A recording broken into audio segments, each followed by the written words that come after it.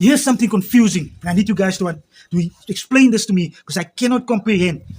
I see the most talented girl, like she has it all. She does it all. She has the singing voice. She raps. Her bars is on fleek. Or I don't know what the young people call it these days. But this girl is talented, awesome, amazing. She's a singer, a rapper. She can dance. Her music videos is top class, like world class, like the best, like the Hollywood level of just the videography, cinematography.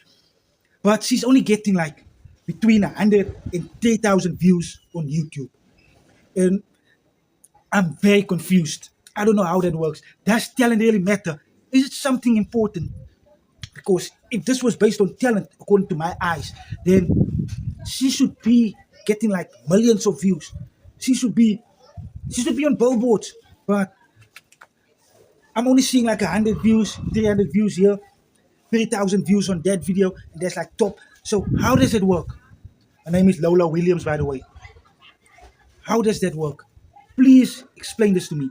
Please tell me what's going on, because I'm genuinely confused.